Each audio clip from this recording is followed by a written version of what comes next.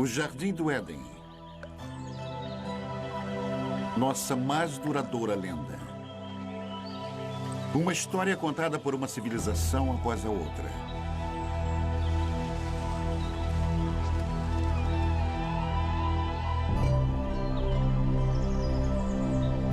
Uma história de sedução. A ira de Deus. Um paraíso perdido.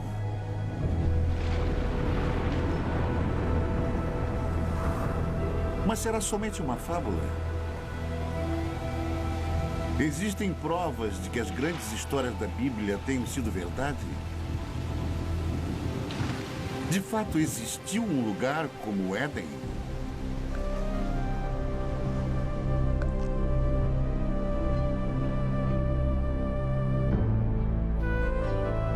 Hoje, a procura pelo Jardim do Éden nos leva a uma terra seca e abandonada, a um lugar chamado Mesopotâmia. Mesopotâmia. Retorno ao Éden.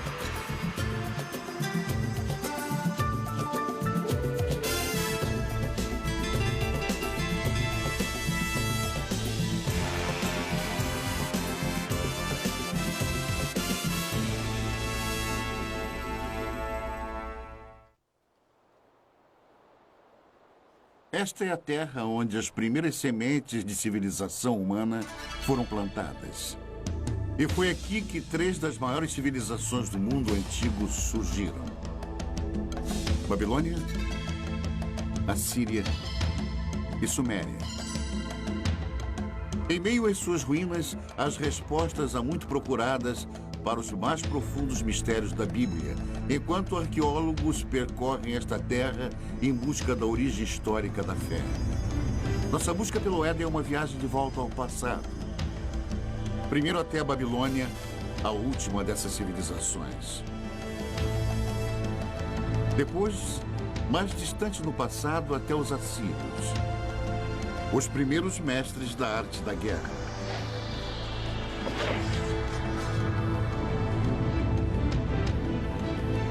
E, finalmente, um momento no passado tão longínquo que somente o Éden poderia ter precedido. Até a Suméria e a criação da civilização em si. O grande arco da crescente fértil. Ao longo de mais de 6.000 anos, esta rica terra, situada entre os rios Tigres e Eufrates, deu início às primeiras grandes civilizações. Os gregos a chamam de Mesopotâmia. Nós chamamos de Iraque. Subpondo as camadas da história daqui, podemos trilhar as origens de nossas histórias mais antigas e nos transportar às raízes mais profundas da fé. Nossa jornada começa na margem oeste da Mesopotâmia, em Israel. Uma descoberta casual em 1947 voltaria a atenção do mundo para a arqueologia e para a Bíblia. 2 pastores beduínos estão conduzindo seu rebanho de cabras pelos rochedos de Qumran, alguns quilômetros a leste de Jerusalém. No calho do deserto, eles notaram uma pequena caverna oculta num declive rochoso curioso. Um começa a subir. Não é raro encontrar artefatos antigos e valiosos nestes penhascos.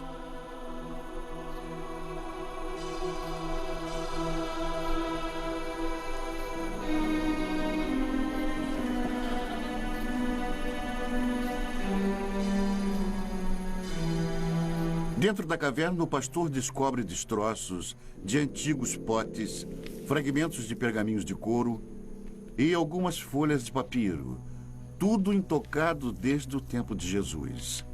Estas escrituras de uma seita judaica monástica chamada Essênios viriam a ser conhecidas em todo o mundo como os manuscritos do Mar Morto. Nas cavernas ao redor, centenas de papiros antigos seriam eventualmente descobertos.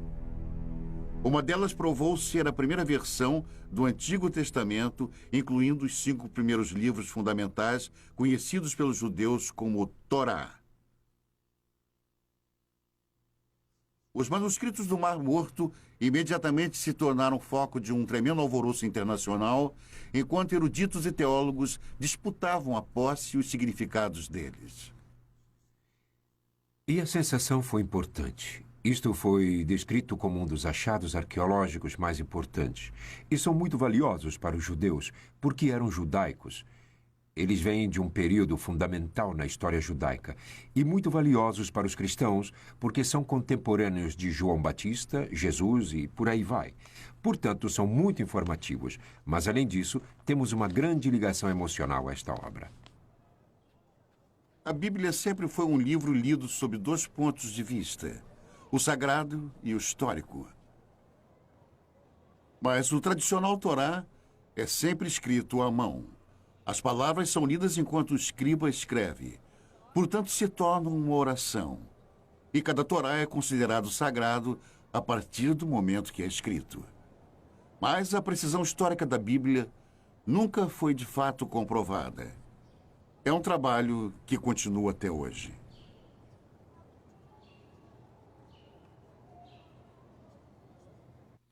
Alguns dos livros da Bíblia são excelentes livros de história.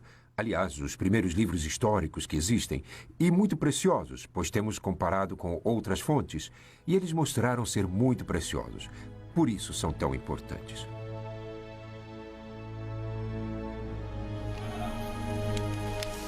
A descoberta dos manuscritos do Mar Morto foi o evento mais famoso da arqueologia bíblica, mas não foi o primeiro. A ânsia por explorar a história bíblica tem uma tradição respeitável. É uma procura que começou na Terra Santa, mas levaria à Mesopotâmia.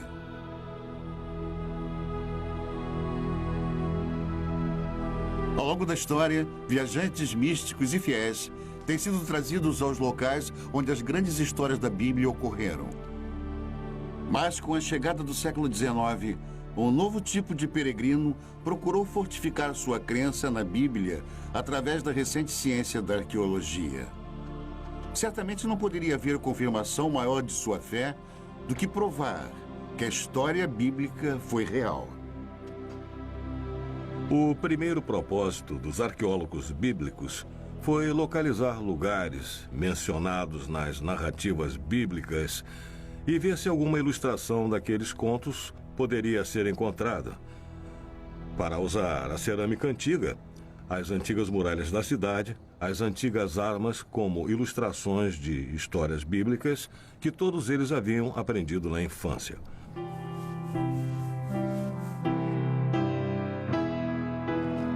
O prestígio de cada nação europeia na Terra Santa era medido pelos tipos de descobertas bíblicas que eram encontradas.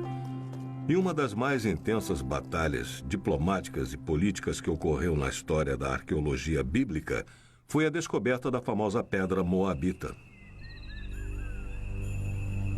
Em 1868, na terra de Moab, beduínos da tribo Boni Ramada tropeçaram numa misteriosa tabuleta de pedra enterrada no deserto. Os nativos não eram alheios às antiguidades da área, nem ao seu valor para os europeus. O primeiro ocidental a saber sobre a curiosa pedra negra foi o reverendo Frederick Augustus Klein.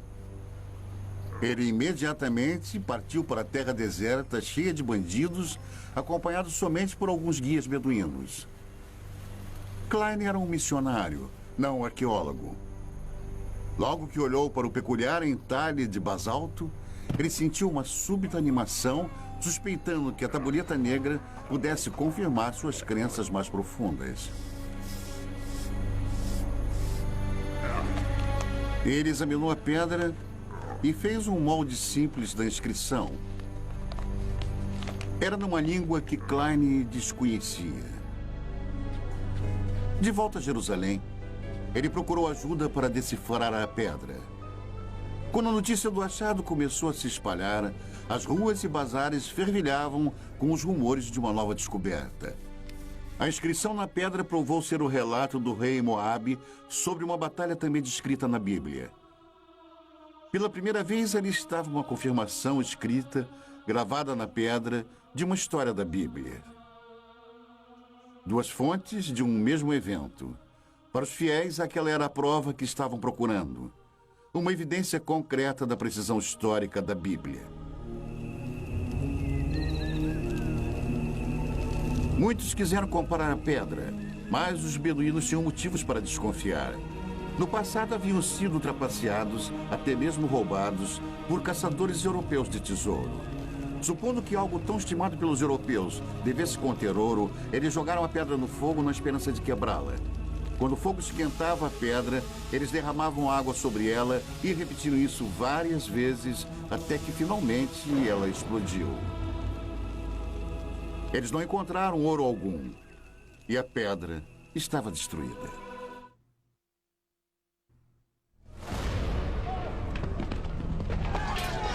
O ano é 586 a.C. O exército de Nabucodonosor, rei da Babilônia, invade Jerusalém com a ira de um Deus furioso. Estamos a quase 6 séculos antes do nascimento de Cristo. Os romanos ainda nem sonhavam com o império. É um capítulo negro na história dos judeus, enquanto a impetuosa estrela da Babilônia nasce. A Bíblia descreve o ataque babilônico. Cortou em pedaços todos os utensílios de ouro que fizera Salomão para o templo do Senhor. Todos os príncipes, todos os homens valentes, todos os artífices e ferreiros, ao todo de 10.000. Ele os levou cativos de Jerusalém à Babilônia. Os israelitas cruzaram mais de 800 quilômetros de deserto, seguindo antigas rotas de comércio pelas atuais Jordânia, Síria e Iraque até a Babilônia. Em Salmos 137, os israelitas lamentam: às margens dos rios da Babilônia, nós nos assentávamos e chorávamos, lembrando-nos de Sião. Como, porém, haveríamos de entoar o canto do Senhor em terra estranha? Fracos e exaustos, os israelitas chegaram à Babilônia, amedrontados com tamanha grandiosidade. Arrancados da modesta cidade de Jerusalém, eles contemplavam a majestosa capital do mundo antigo.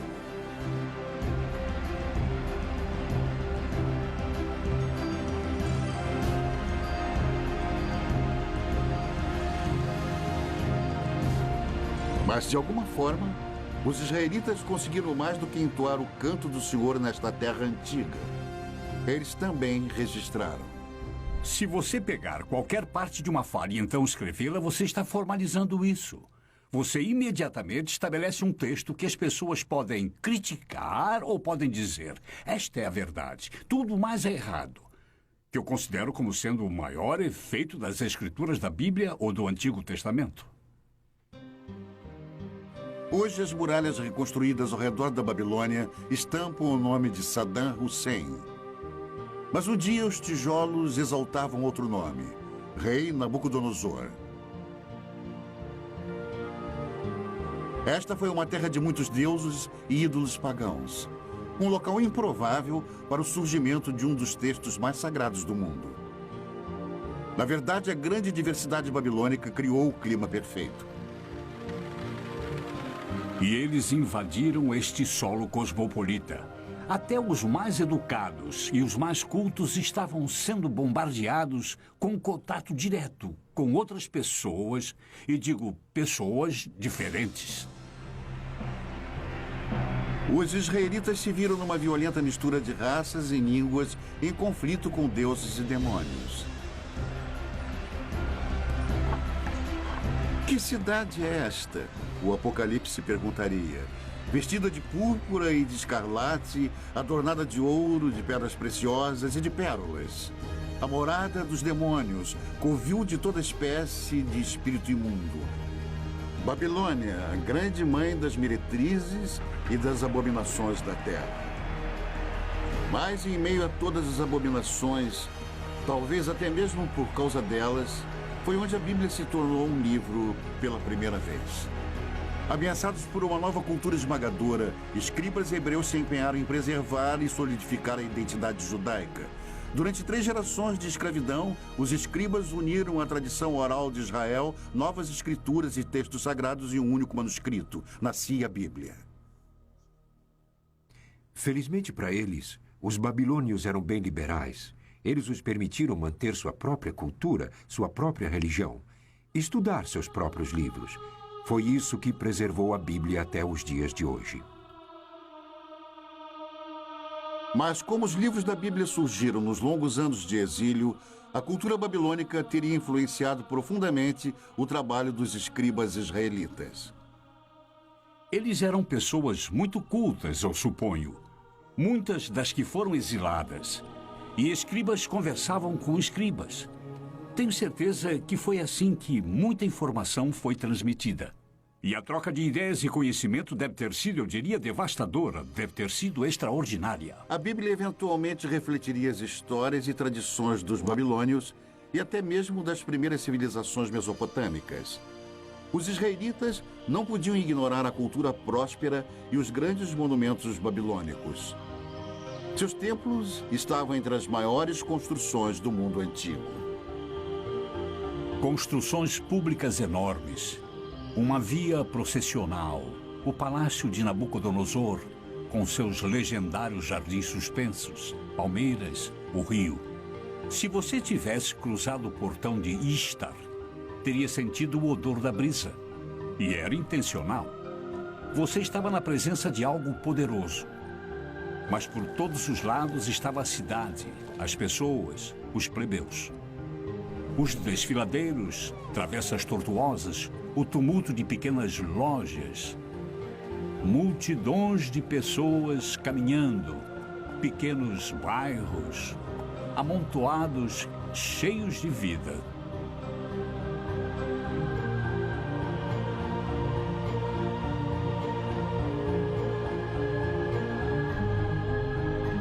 E foi aqui, a Bíblia nos conta, que um dos monumentos mais extraordinários da antiguidade subia até o céu. A Torre de Babel. Durante eras, aventureiros e peregrinos esperavam que, encontrando a famosa torre, pudessem provar a veracidade das histórias da Bíblia. Um dos que falharam teria escrito: nenhum homem ousa se aproximar da torre, pois está deserta e cheia de dragões e enormes serpentes e de bestas venenosas. Viajantes medievais afirmaram ter encontrado a torre. Esta almádena em espiral ainda se encontra no norte do Iraque.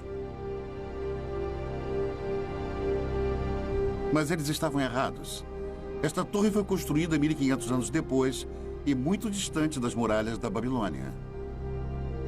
Talvez a mais intrigante possibilidade tenha sido feita por Robert Caldwell, um arqueólogo alemão no início do século. Ele descobriu uma trincheira retangular com alguns tijolos restantes. Muitos especialistas acreditam que Caldwell tenha descoberto tudo o que restou da famosa torre. Os enormes monumentos babilônicos causaram uma forte impressão nos escribas bíblicos. Mas a herança mais duradoura que sobrevive até hoje é uma novidade babilônica ainda mais impressionante: o Código de Lei. A Babilônia foi a primeira civilização na Terra a ter um código de lei escrito. A pedra, originalmente esculpida, é uma importante relíquia perdida por centenas de anos. Ela apareceria no final do século XIX. Uma pedra esculpida com um dos mais importantes documentos legais de todos os tempos. 1200 anos antes dos israelitas serem levados em cativeiro, o rei da Babilônia mandou esculpir uma pedra com as leis que carregam o seu nome. Código de Hammurabi. Estas escrituras podem ser tidas como precursoras do Código de Lei em Êxodo, Levítico e Deuteronômio. Nas sociedades em que o conhecimento e a lei são transmitidos e compartilhados oralmente, o precedente é muito importante. Quando foram escritos, as pessoas que o fizeram tinham imenso poder. O Código de Hammurabi influenciou quase toda a civilização desde a Babilônia. Hoje, até mesmo alguns de seus métodos mais primitivos de julgamento sobrevivem intacto. Hammurabi descreve um ritual chamado aprovação, um teste doloroso, até mesmo mortal, de culpa ou inocência. Em algumas remotas tribos beduínas, a aprovação ainda é praticada tal como era feita no tempo de Hammurabi. Nesta rara filmagem, um sagrado chamado Mubashi irá julgar os acusados examinando suas línguas após eles lamberem uma colher de ferro quente.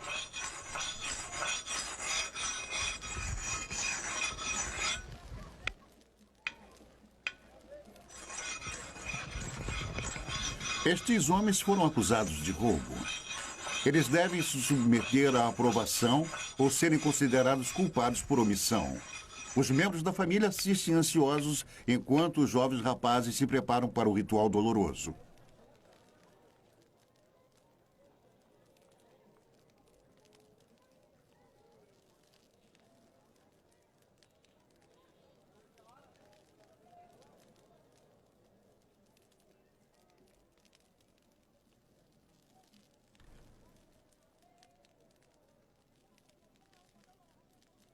A água não alivia a dor. É para limpar e purificar o bebedor e prepará-lo para o julgamento.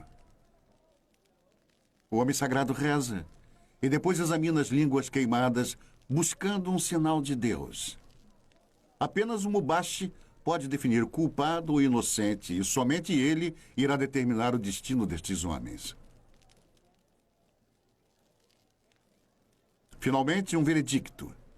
Um homem é considerado inocente para grande alívio de sua família. O outro não teve tanta sorte. Declarado culpado, ele irá pagar pelo seu crime.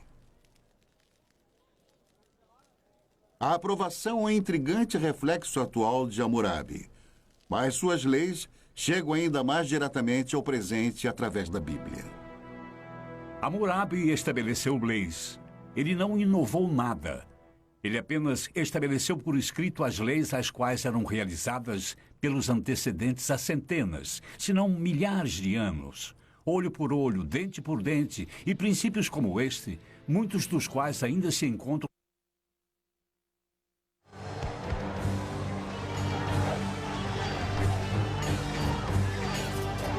O mais mortal de todos os exércitos mesopotâmicos a viver no Antigo Mundo foram os assírios. Na Bíblia, eles são os símbolos definitivos da tirania de sangue e opressão impiedosa.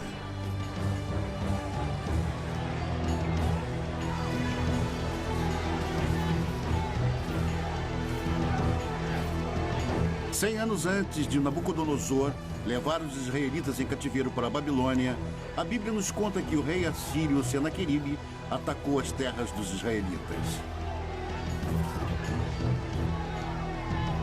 No segundo livro dos reis, a Bíblia diz: já tens ouvido o que fizeram os reis da Síria a todas as terras, como as destruíram totalmente.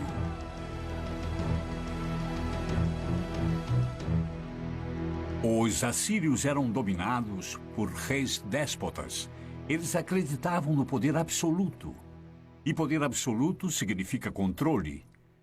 E o poder absoluto quase que invariavelmente se mantém no poder graças à eficiência e força militar. E os assírios mantinham uma enorme máquina de guerra forte e eficiente.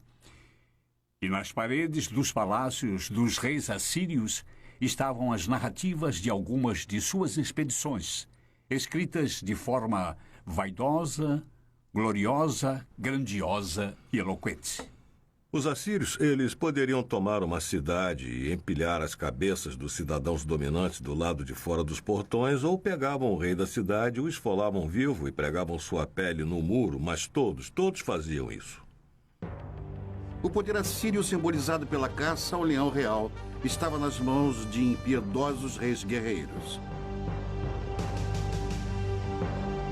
Até mesmo a Bíblia demonstra uma relutante admiração.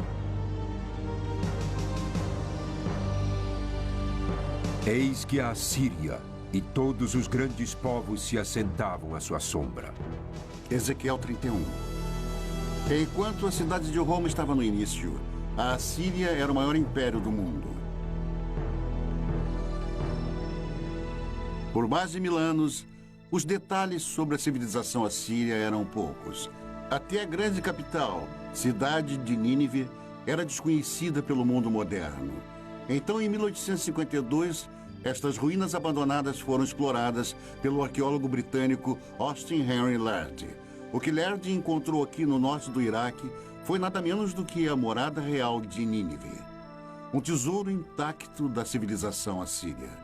Cavando a terra como um minerador, Lerdy descobriu grandes touros alados e obras de arte espetaculares escondidas dos olhos humanos por um milênio. O mundo estava admirado e vibrante com a nova descoberta.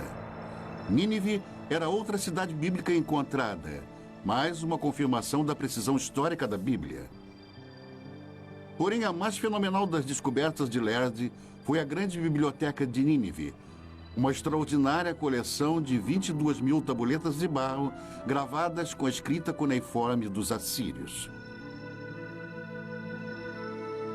A única comunicação direta que temos com as pessoas do mundo antigo, de fato, é o que eles deixaram em seus escritos. Podemos saber através disso o que eles comiam, como era a sua medicina, como era a vida em família, como era a sua política e como viam a religião. Os detalhes da vida diária dos assírios revelam uma sociedade patriarcal, um mundo onde plebeus e principalmente as mulheres tinham poucos direitos. Toda mulher assíria, quando ainda jovem, antes do casamento, ia ao templo de Estar, sentar nos degraus e ficava lá até que algum homem se aproximasse e deixasse cair uma pedra na barra do seu vestido. Então ela entrava com ele e tinha relações. Era assim. Mas neste mundo tirânico havia uma certa justiça. No casamento, até as mulheres tinham certos direitos. Uma mulher podia especificar em seu contrato de casamento que seu marido não poderia ter outras esposas. Ela podia especificar que ele poderia ter quantas prostitutas quisesse, mas não outras esposas.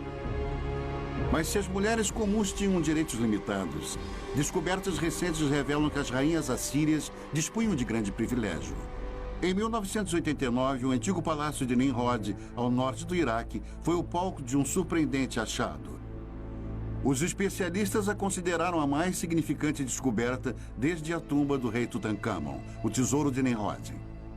Enquanto nós limpávamos uma das salas, descobrimos que havia algumas indicações de um túmulo no subsolo. Nós tiramos tudo e tentamos nos dividir. E descobrimos que ali havia corpos de pelo menos 2 rainhas. Densos braceletes de ouro ainda enfeitavam os seus ossos. Um tesouro real, enterrados há mais de 2000 anos. Esta filmagem memorável, feita por arqueólogos iraquianos, é um registro exclusivo de suas extraordinárias descobertas. Pela primeira vez, a tumba de uma rainha assíria foi encontrada intacta. A sepultura real ainda exibia uma maldição para proteger suas ocupantes. Para aquele que abrir o lacre e me retirar de minha tumba, que seu espírito vague sedento sob os amargos raios do sol, e que os poderosos deuses do inferno permitam que seu corpo e sua alma jamais encontrem um descanso eterno.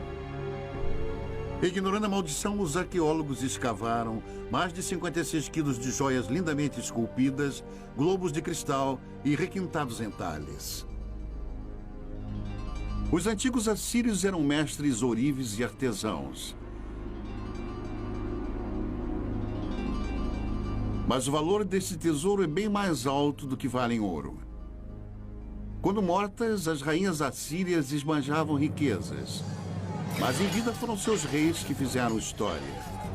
Reis com sede de impérios.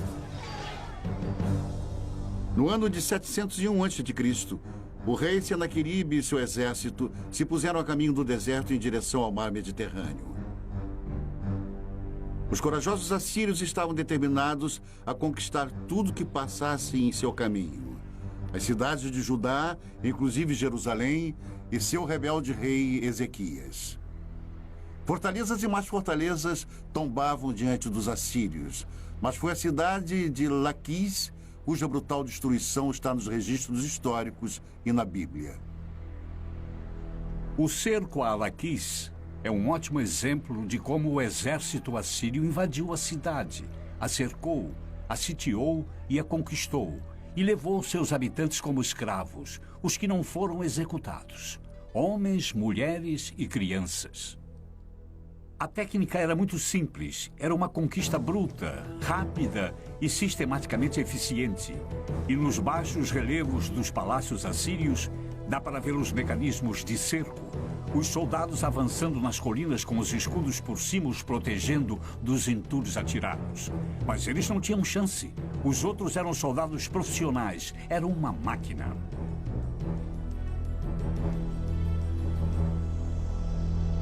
Da cidade capital de Jerusalém, o rei Ezequias sabia que um ataque assírio era inevitável.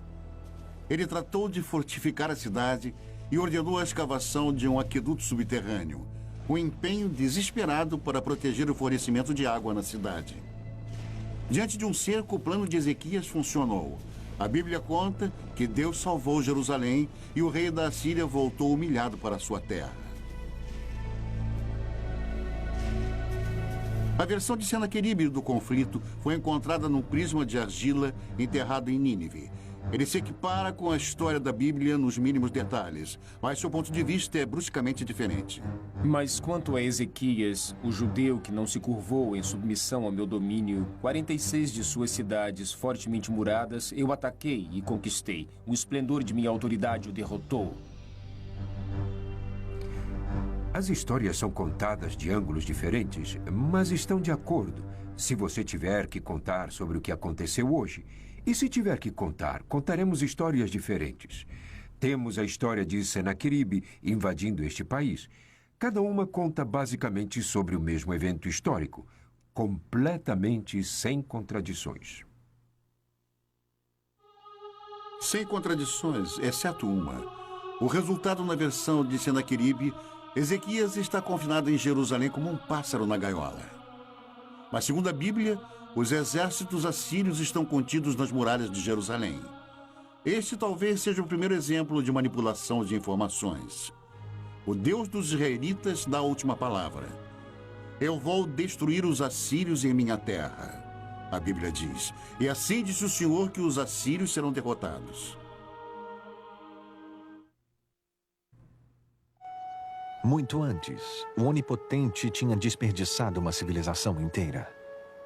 Não há uma única menção do nome deles na Bíblia, mas eles foram chamados Sumérios e contaram a história de uma grande inundação.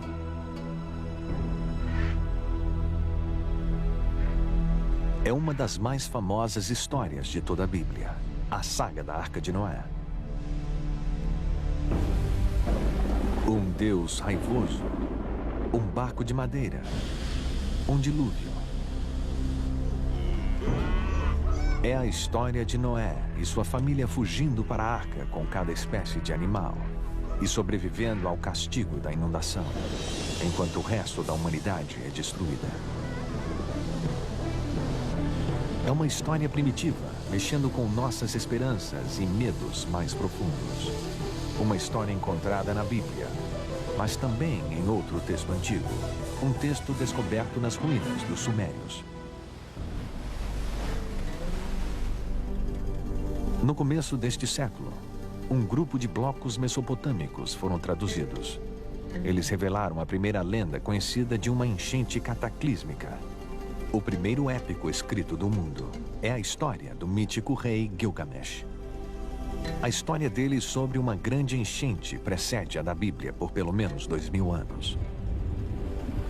Por 7 dias e 7 noites, uma enchente tinha invadido a terra e o barco gigante foi lançado pelas tempestades.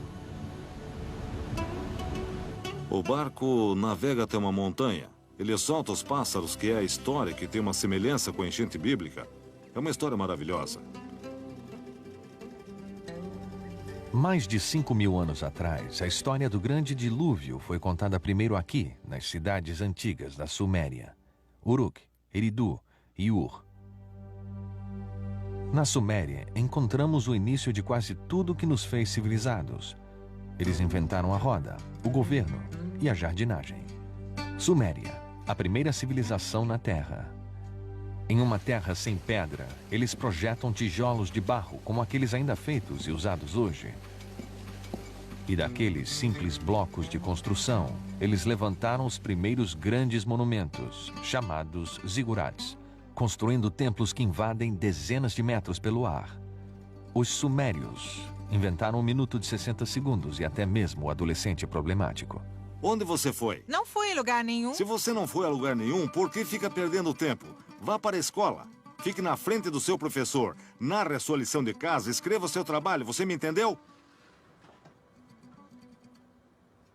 Sabemos sobre os sumérios, o que fizeram em suas vidas diárias, graças à mais impressionante invenção deles, a escrita. Nós conhecemos a mais antiga lenda deles e seus segredos mais íntimos, porque alguém escreveu. Foi algo que ninguém havia feito antes. É uma janela, mas uma janela que é composta de várias partes, algumas das quais podemos ver e algumas não. Nós necessitamos de muito mais do que temos. Então, o que temos é espetacular. Em alguns casos, nós também temos que ter em mente que há parte das vidas das pessoas que nunca vemos e que nunca veremos porque há pessoas cuja escrita não foi levada em conta. 5.000 anos atrás, alguém escreveu sua história na argila, nos dando uma ideia de um mundo no seu primeiro relance de civilização. Como um povo, os sumérios eram de certa maneira muito autênticos. Eles se preocupavam sobre conhecer outras pessoas e beber cerveja e coisas assim. E há várias coleções de poemas que relatam as preparações de uma mulher para o seu amante e como ela se veste e espera pelo seu amante. O centro desta civilização era a cidade perdida de Ur, onde se imaginava ser o lugar de nascimento de Abraão, o primeiro dos patriarcas bíblicos.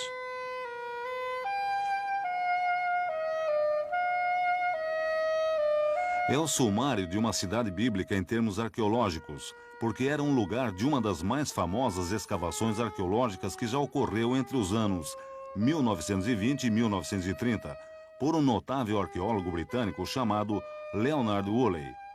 Um arqueólogo britânico descreveu a arqueologia como sendo a ciência dos detritos ou restos, o que é verdade.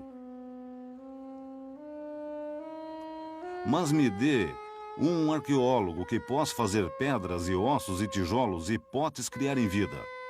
Leonard Woolley era assim. Ele pegaria pessoas num passeio por um pequeno quarteirão de Ur, onde as fundações da casa estivessem expostas, e conforme fossem andando, ele falaria da vida das pessoas que viveram nestas casas. Falaria sobre os fornos, as janelas, os tetos rebaixados, os móveis. E Ur, nas mãos de Woolley, ganhava vida. Woolley cavou este enorme buraco. Ele ia através da cidade e se tornava cada vez menor. E então havia esta inútil camada de lodo. E Woolley recontava como a mulher dele veio e olhou para aquilo. E ela era uma senhora simples. Olhou para aquilo e disse: "Oh, aquilo é a enchente." E luzes se acenderam. E Woolley disse que isto era uma evidência do dilúvio bíblico. E o que ele fez? Trouxe dinheiro. E Ur foi uma das escavações que foi vendida brilhantemente.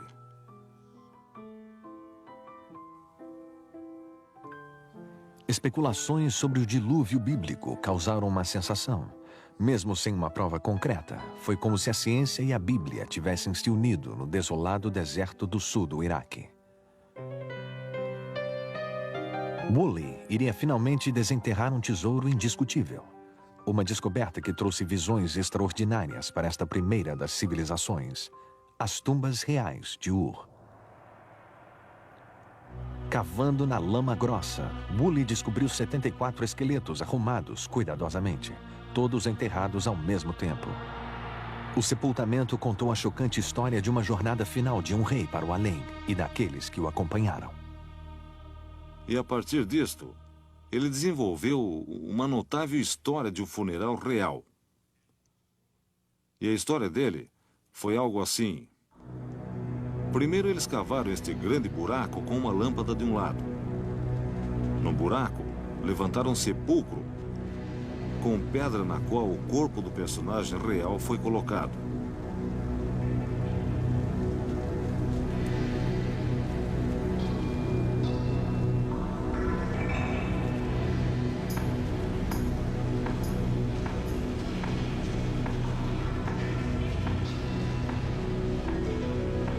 Então, a corte inteira entrou no buraco.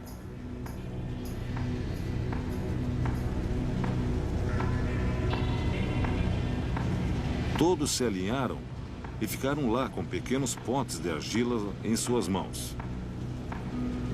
E então, no sinal, todos beberam veneno.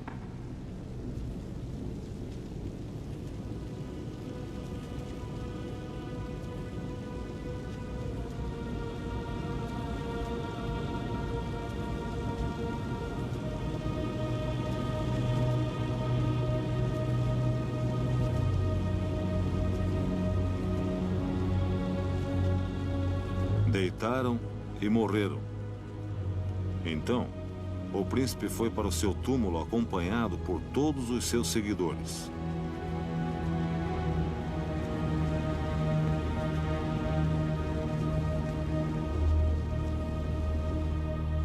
Isso se tornou uma das grandes descobertas, um dos maiores funerais contados na arqueologia da história antiga. A descoberta dos túmulos em Ur foi um triunfo para a arqueologia, revelando os segredos antigos da primeira civilização. Mas a ciência sozinha pode nos levar só até lá. Onde a trilha acaba, o épico de Gilgamesh traz as pistas atormentadoras finais. Pistas que nos levam de volta a um jardim e a um lugar chamado paraíso.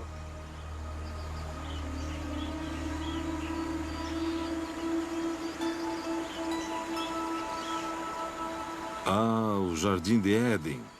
No começo, Deus criou o mundo. É uma história familiar. Você tem esse tipo de mito da criação em quase toda a sociedade na Terra. E um desejo constrangedor do povo de um mundo melhor. Jardins de Éden. Paraísos são os desejos de um povo de uma vida menos complicada ou mais fácil, ou uma recompensa por ter trabalhado tão duro.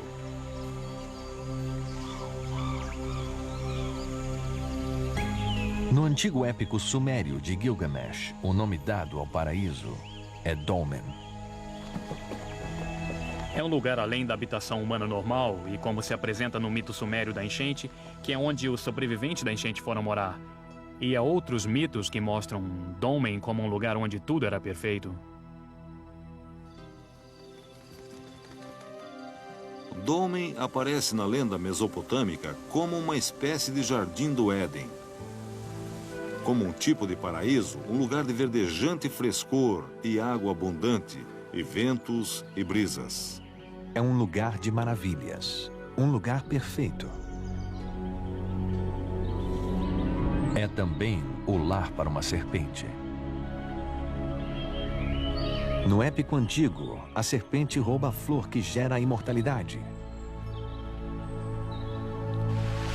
E assim como Adão, Gilgamesh deve deixar o jardim e morrer. A ideia do paraíso parece universal. Mas no que se baseia? Este lugar existiu? A resposta indica um lugar encantado e real. 640 quilômetros ao sul da antiga cidade sumeriana de Ur, fica a ilha de Bahrein. Um mercado essencial nas rotas do comércio através dos desertos áridos e mares salgados da Mesopotâmia.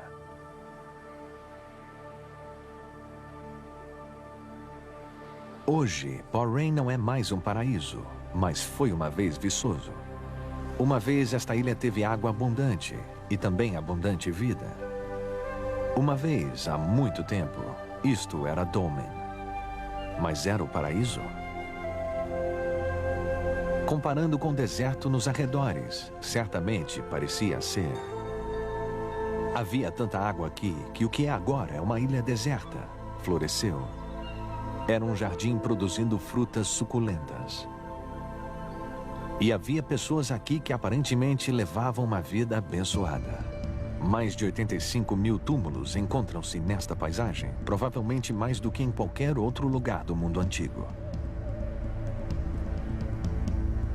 Os ossos antigos nos contam que esses povos eram mais altos e mais saudáveis, e eles viviam mais que as outras pessoas da região. E nos túmulos está a mais surpreendente chave: os restos de cobras, ritualmente embalsamadas em algum lugar no passado há mais de 4.000 anos. Aqui em Bahrein, nós encontramos a serpente do mesmo jeito que a encontramos no épico de Gilgamesh, e do mesmo jeito que a encontramos na Bíblia. Nossa jornada de volta ao tempo cruzou as terras onde os babilonianos, os assírios e os sumérios antigos uma vez estiveram. É possível se arriscar ainda mais para a terra que oculta as pegadas de Adão?